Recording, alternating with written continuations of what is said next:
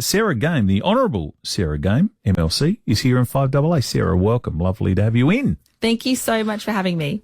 You've had we'll get to why we're actually doing a gig together, if you like, for an amazing cause. You've been a member of the Legislative Council now for 18 months. That's right. How is it? Enjoying it? I think it's a huge privilege, if I'm honest. It really is. So I think I take it very seriously. I feel very privileged to have this job. And as we just spoke briefly before, I used to be a veterinarian. Yeah. And I've also been a school teacher. And I've got a little bit of a snippet. I've been a single mum of 3 kids as well. So I know about doing it really tough in a way and having low flexibility. So I feel on the whole a great privilege and a huge responsibility in this role, and I'm really enjoying it. This radio show is almost like a politician in a way, in that people talk about anything to us. It might be an issue they're having with housing, or an issue that they're having with health, I'm sure you get that too. Now that you're this public face, I'm sure people come to you all the time and say, "Hey, Sarah, can you help me with this?" It's one of the things I really love. I mean, I really enjoyed being a veterinarian because I guess at the beginning it began with a love of animals, which I really still have greatly. But it really turned into a love of people, and I love my clients and I love talking to them. And my interest in being a vet really expanded beyond the animal to creating a wonderful experience for the clients that would come and see me. And so one of the great privileges of this job has been expanding that and being able to expand my mind and being able to expand the type of people that I'm interacting with. And it's been really interesting. Have you had people try and combine them both, ask you questions and then, "Oh, by the way, what's wrong with my dog?" No? Not often, but I think it's good because what I've discovered is, although people do complain about veterinary fees and actually being a vet's a really hard job, on the whole, people do like vets. That was my experience. Whereas on the whole, I don't feel a lot of people really like politicians. So I feel that being a vet, I often lead with the fact when I meet new people that I'm Sarah Game, I used to be a veterinarian, and now I'm a politician, and it sort of softens it a little bit. I think it does soften the blow. We hear that from callers all the time. The problem is, and it's not your fault, but the problem is you're going into an industry where a number of people for a number of years have not held up their end of the bargain, or have said something and then not delivered, or not quite told the truth. Truth-ish, but sort of bent it somewhat. And I also think it's your expectations. I think it's good when you've come from a small business environment where there's an expectation that you're achieving something every day or every morning. And so that's really worked for me. I mean, I've really loved it. But even though I've had an 8-year term, 18 months already gone, I've taken the approach from day one, what am I going to get done today? Yes. And I'm loving it. Well, it's great to have you in, and it's great to see what you're doing on a political front. I love what you're doing with the community. So Chris McDermott rings me, Little Heroes Foundation chairman, who are friends with Chris and associations with Chris and work for the charity and for the best part of 2 decades. And he said, "We're doing a gig." And I said, "Yep, what are we doing?" And he said, "We're doing a gig with Sarah Game about men's health and men's depression." And I said, and I was trying to connect the dots. And then since speaking to you at that time, it all makes sense. Explain to the audience, with International Men's Day coming up on Sunday, the 19th of November. Now, we should stress this event is sold out. Hence, it is. Save the date for next year, though. That's exactly what I was going to say. Let's build on this for next year and make it bigger and bigger going. Why did you want to do an event with these amazing speakers, which we'll get to? Well, firstly, can I just say Chris has been so amazing. I mean, I'm not a sports person, so I met Chris at an event for children's mental health, and I didn't even know Chris was a sportsman or AFL player or anything. But I knew that Chris had started this Little Heroes Foundation, and he's clearly someone who's very driven to make a contribution. And so one night I was laid awake, frustrated. I'd lost my father at the start of the year in February. He'd been very down, as well. And I have 3 children. I've got a son.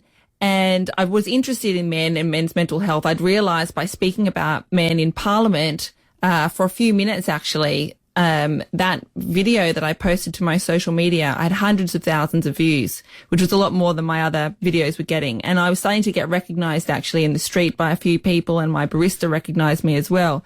And so I realised, well, there's a real need for this. Men's health, but I couldn't see what I could actually tangibly do easily. You know, politics, unfortunately, is very slow moving, despite best efforts. And so one night I was just awake in the middle of the night, and I decided, you know, because had so much on already, that I'd organise this international men's event. And I'd never organised any event ever. And first person I rang was Chris, and I didn't give him any information, actually. I just said, I want to organise this international men's event. Will you be part of it? He said yes, which was great, because then I could tell everyone, hey, Chris McDermott and I are doing this international men's event, which I think helped everybody else get on board. Yes. And now we're sold out, over a month beforehand. But I want to stress as well that, I didn't come up with the day. International Men's Day is the 19th of November. It's just not celebrated. And this international men's event that we're going to be co-hosting is the only event in South Australia, to my knowledge, to celebrate International Men's Day. So I'm really glad that I'm doing it. I'm really glad that everyone's come on board so easily to help me do it. Well done. And you've got, so ticket sales, and again, as we were discussing at the very start of the event, how many would go? Will we get enough people? All of that sold out within a second. So, next year you can, and plan for that and get more people involved. You've got amazing guest speakers too, from Jim Wally, AO, Zane Kirkwood, Gary Whittett, and also Will Frogley. So 4 different men with 4 different stories, but each with something interesting to tell the audience. Exactly. And they all came on board instantly without any information, which I thank them for greatly. But that's right. We've got Jim Wally, AO, former Royal Australian Air Force fighter pilot, former chief entrepreneur of the state of South Australia, father and stepfather to 5 children, founder of the Nova Systems Group.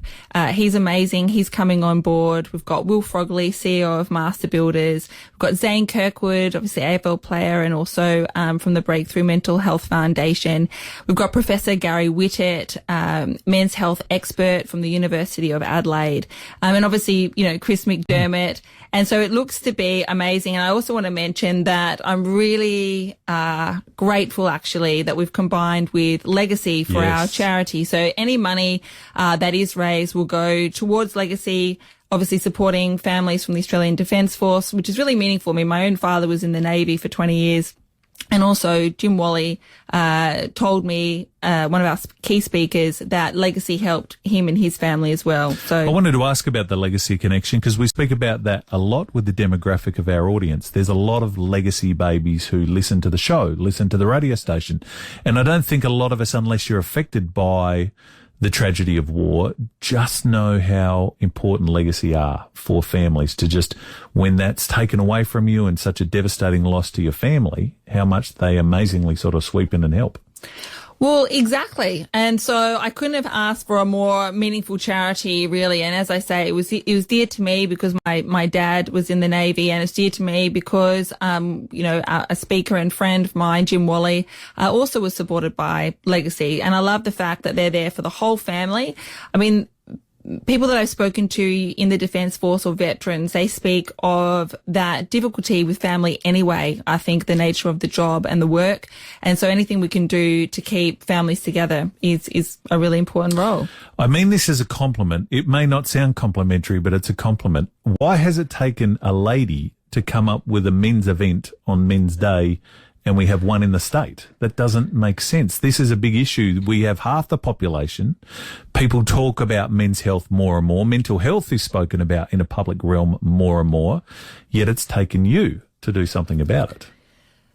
That's right. And I think the reason it's me is simply because I was looking for something really meaningful to do. And I came across this as something where others weren't advocating for it. I think it would be great if it was a man, to be honest. But I think we need to be getting away from this idea that, men have it good. That's the sort of, myth that we've got going at the moment. That's why we've got a minister for women, and an office for women. But we don't have a minister for men, or an office for men, because there's this conception, well, men have it really good. But I like facts, and the facts go against that. Men actually die earlier. Men have less years of healthy life. Men take their life more. Men are more likely to be homeless. Men are more likely to die at work. Men, I think, are likely to suffer a lot more after a family breakdown. And so there are real factual reasons why we need to be looking at our men. And of course, it's also personal to me because, I had a father that I love very much, and I've got a son who I want to see grow up feeling happy and proud to be a man. Well done. Well, we're delighted to be a part of it. Anything that Little Heroes tags along with, I'm on for the ride. So we're looking forward to the day itself. Now, we should stress, sadly, it is sold out. Well, not sadly. It's great for those who are going, but for next year and for future years, because like anything, it's a green shoot and it grows and it builds from there.